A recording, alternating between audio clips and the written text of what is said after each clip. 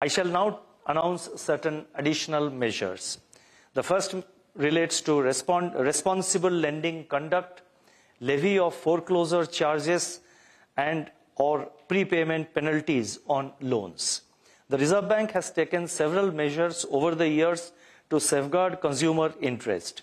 As part of these measures, banks and NBFCs are not permitted to levy foreclosure charges or prepayment penalties on any floating rate term loan sanctioned to individual borrowers for non-business purposes. That is, for purposes other than business. It is now proposed to broaden the scope of these guidelines to include loans to micro and small enterprises, that is MSEs. A draft circular in this regard shall be issued for public consultation. The second announcement relates to discussion paper on capital raising avenues for primary urban cooperative banks, that is for UCBs. The Reserve Bank has undertaken several initiatives in recent years to strengthen the UCB sector. Such initiatives include issuance of regulatory guidelines in 2022 for issue and regulation of share capital and securities by the urban cooperative banks. To provide more flexibility and avenues to the UCBs, that is urban cooperative banks, to raise capital, a discussion paper on capital raising avenues for UCBs will be issued for feedback and suggestions from stakeholders. The third announcement relates to creation of Reserve Bank Climate Risk Information System. Climate change is emerging as a significant risk to financial system world over.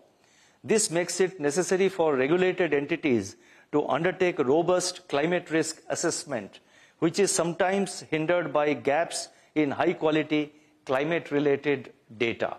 To bridge these data gaps, the Reserve Bank proposes to create a data repository, namely the Reserve Bank Climate Risk Information System, or in short RBI, Reserve Bank Climate Risk Information System, that is RBI.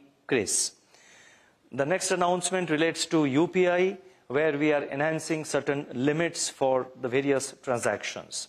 UPI has transformed India's financial landscape by making digital payments accessible and inclusive through continuous innovation and adaptation.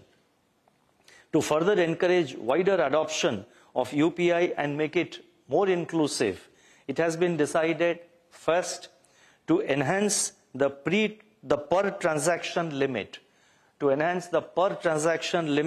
in UPI123 Pay from rupees 5,000 to rupees 10,000. And second, it has also been decided to increase the UPILite wallet limit from rupees 2,000 to rupees 5,000 and per transaction limit from rupees 500 to rupees 100.